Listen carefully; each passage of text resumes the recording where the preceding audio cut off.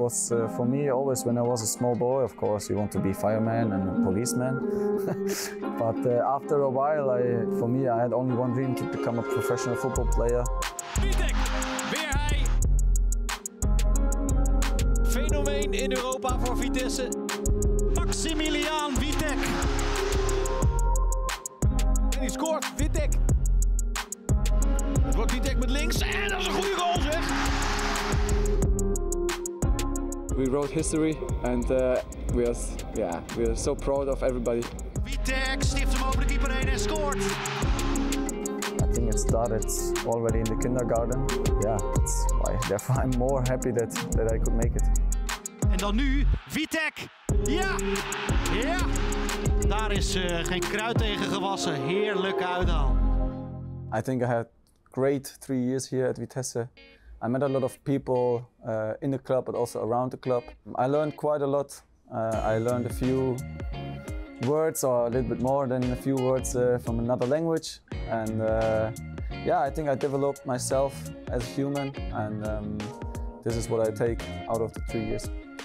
I think when I came here, I came from the second league in Germany, and to be honest, I didn't knew at that time what I can expect from the club, but also where Vitesse really stands in the Eredivisie and all this stuff.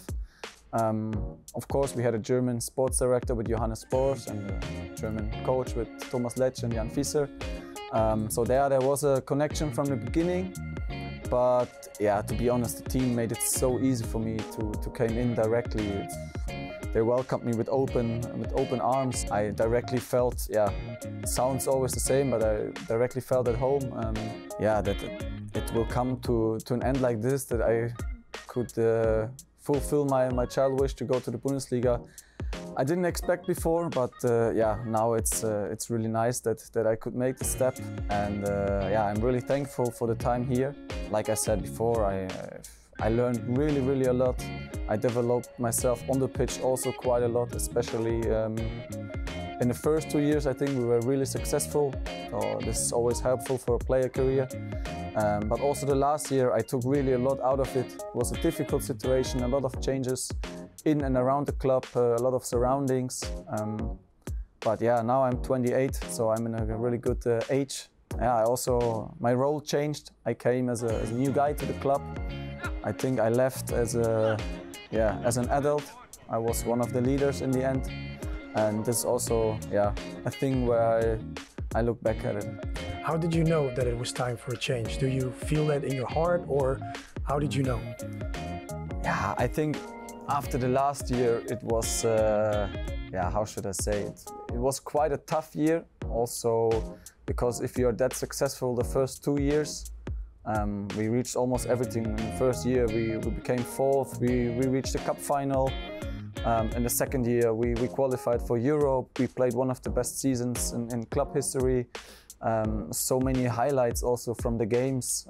I scored a lot of goals also in this period, and it was never a secret. My dream is to play in the first Bundesliga one time. And the opportunity came now. For me was really clear then that I want to do the step, and it's a big chance, and I could grab it, and I'm really happy that it worked. How was it to step on the pitch for the first time? Yeah, it's a feeling you cannot really describe. The first professional game is special, but then to play the first Bundesliga match is almost the same. You can compare it also with every Dutch player. If they play in the youth or in the second league, they will always have the dream to play in the first league. And if you then make it after a couple of years with not giving up, I think it's really special, because nowadays it's most of the players, they are 19, 20, and they are already going to a top team. But my career is step by step growing, and I hope that it's not the end. I grew up in 𝗓𝗓𝗡𝗘𝗘𝗘𝗏. It's a small village, like 15,000 inhabitants. It's like 20-25 kilometers out of the city center of Munich.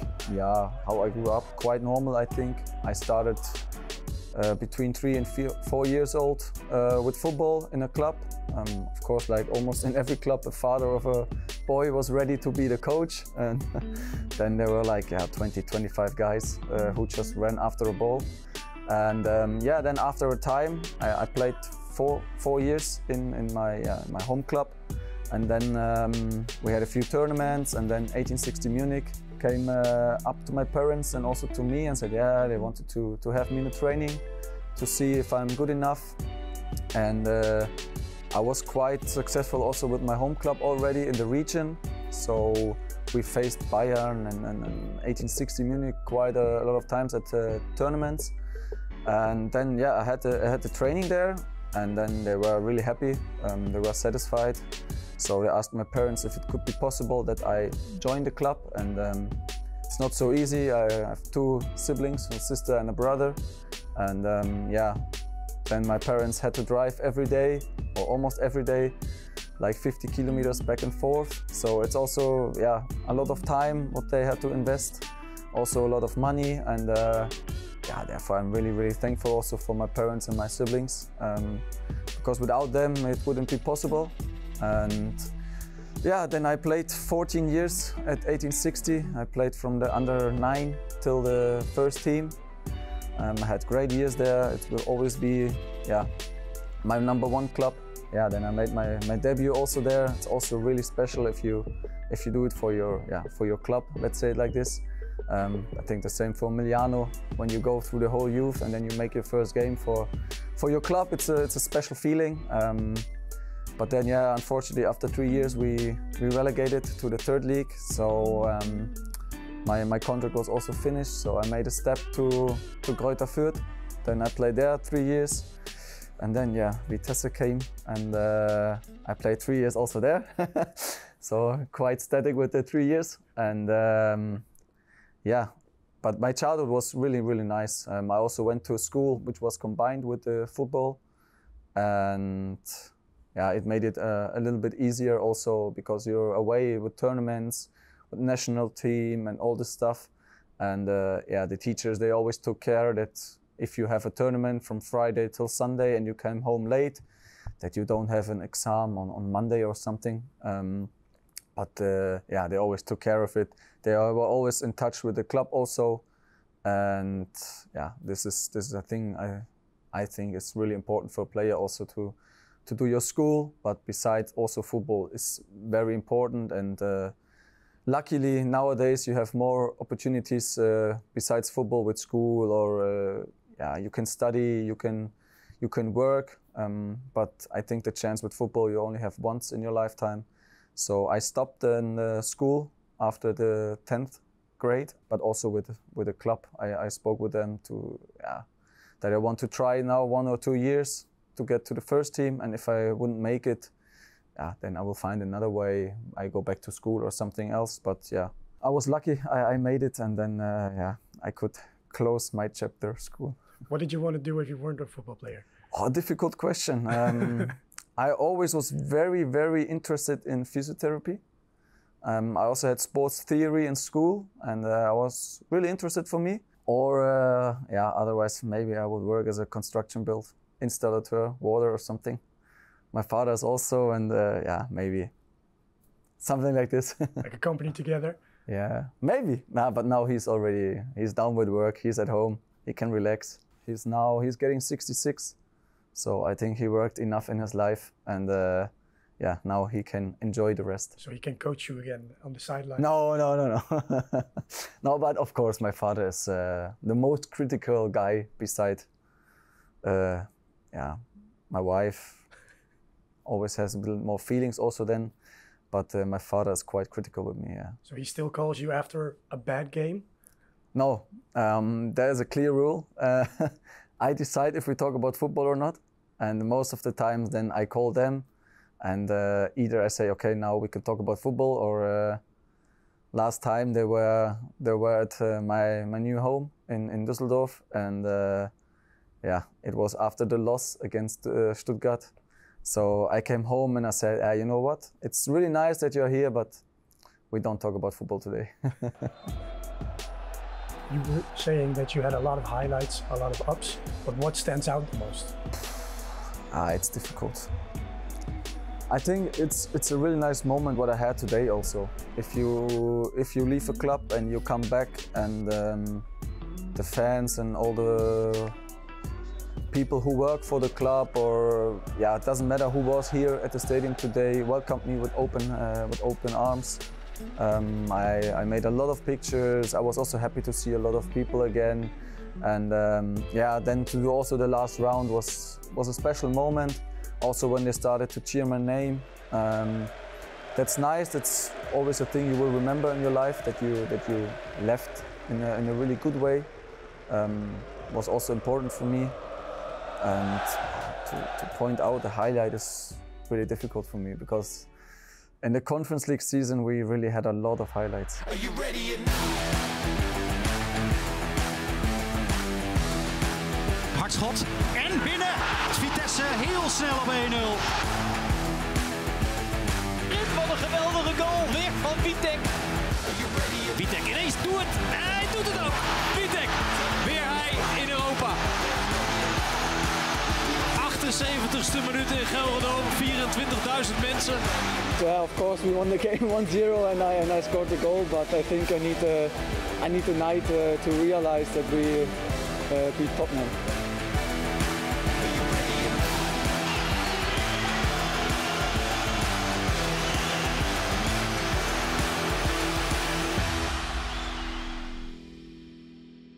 Could you talk us through that season? What happened, or, well, from your point of view?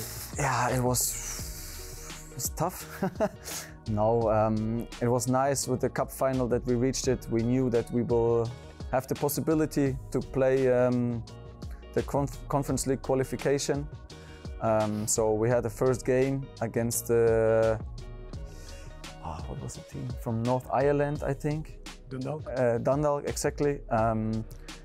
To be honest, nobody knew what we could expect from them. It was two really tough games, but luckily we made it.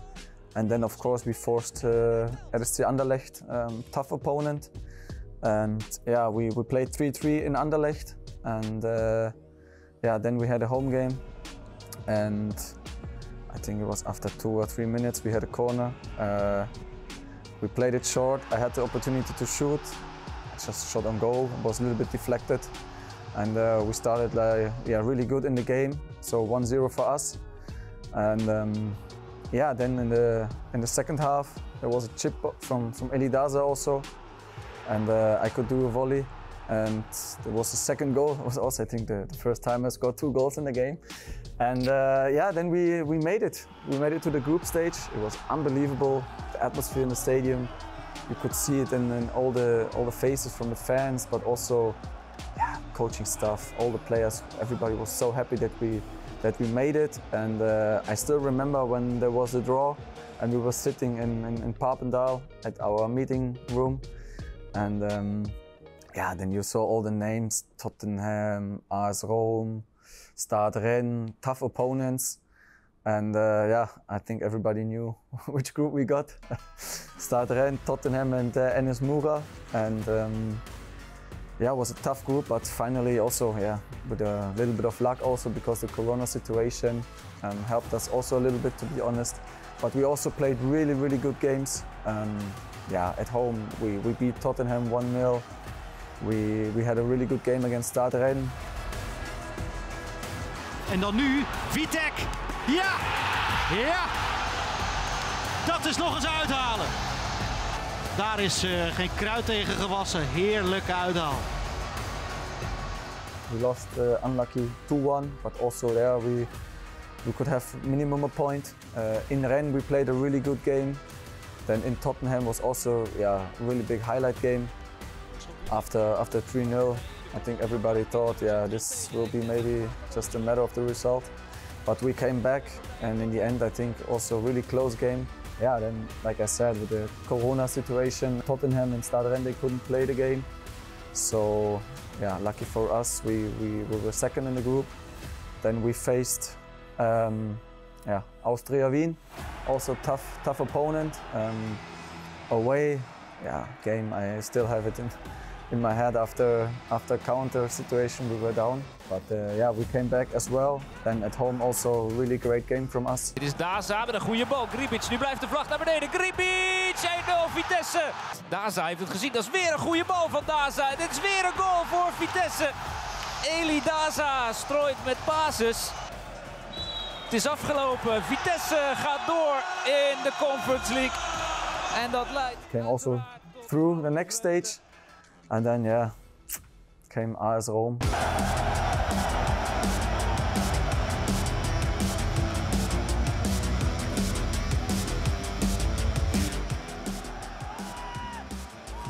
Met zijn rechter dan maar. Oh, die is niet verkeerd, zegt dat is een goal. Ja, buitenspel. De vlag gaat alsnog omhoog. 𝗔𝗕𝗓𝗓𝗓𝗓 dacht te hebben gescoord. Really good game at home. We have to win the game. We had big chances. Then they had a corner, a little bit, situation in the box. Nobody knew where the ball is. Then 𝗩𝗢𝗟𝗚𝗚𝗚𝗚𝗓𝗓𝗓𝗓𝗓, I think was the guy who shot on goal. Nice goal, to be honest. And we lost the game. Unlucky 1-0.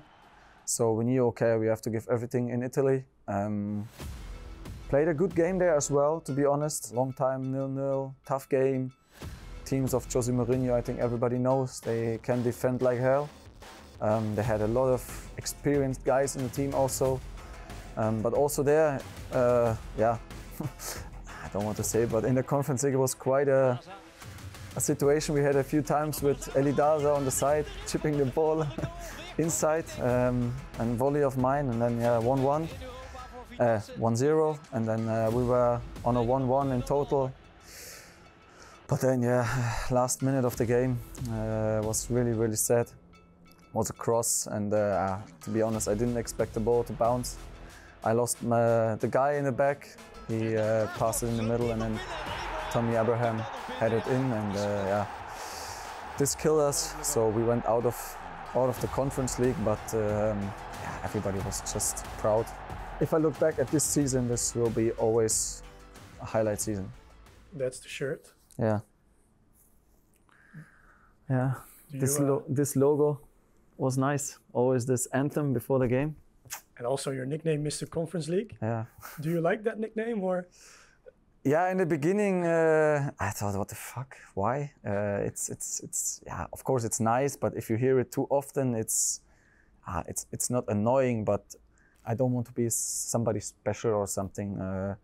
But of course, it's nice that the fans respected what I did for the club. And if I always be Mr. Conference League at Vitesse, I'm happy. If you look at these shirts, which one was your favorite? Because these are all shirts you've played in. To be honest, the new away kit is really nice. Just from the jersey, I think it's really nice. But it's difficult to choose. Airborne shirt is always something special, of course. But I think I scored my first goal in this shirt in Utrecht. I think it had to be blue. These two shirts were Conference League. I have great memories with this. I think this shirt, I was first time captain for Vitesse. Home game Utrecht, I also scored. And then yeah, of course, airborne shirts are always something special for the region, but especially for Arnhem. I saw it today when I entered the city. Everything is prepared already. Also, a new shirt is really nice. And yeah, lucky my apartment was at 𝗓𝗓𝗡𝗏𝗓𝗓𝗏. So every time they passed my apartment, and unlucky that there was also Corona, I think 2 times. So I only saw it 1 time, the parade. And I think it was 15 minutes. I was still home with my wife, and all of a sudden we heard a lot of cars passing the apartment. So I opened the window. I had a look. I thought, what the fuck?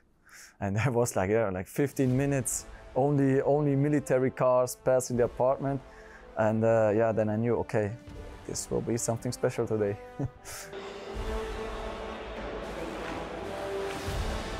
What will you miss the most about the city? A lot of things. I really felt home here. most special thing if you're from Germany is that Sunday everything is open.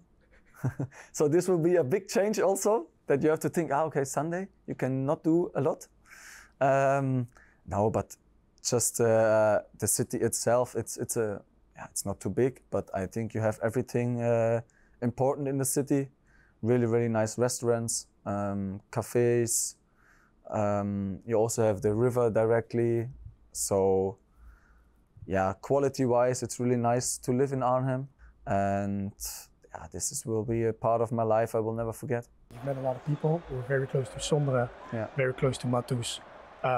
Do you speak to your former teammates a lot, or do you guys stay in contact? Yeah, of course. I spoke with 𝗔𝗕𝗢𝗘𝗘𝗘𝗥, I think last week. Also, there was his birthday. We texted each other. He's also playing there. I'm really happy for him. It's a tough league. Everybody knows Championship, a lot of games, but I think it really fits to him. With Matus, of course, now I see him every day. We thought we separate from each other, but yeah, we cannot. And yeah, with Jakob Rasmussen, I have a really, really good connection. He was also one of the guests at my wedding. We always speak with each other. I'm also happy for him that he now finally, signed a contract where he can stay. So he's home in Denmark. He's playing, he's happy. His girlfriend is happy. He's close to the family finally. So I'm really happy for him as well. And yeah, I also have a really good connection with Miriam. She was also at my wedding. And yeah, Miriam is also more than only team manager for me.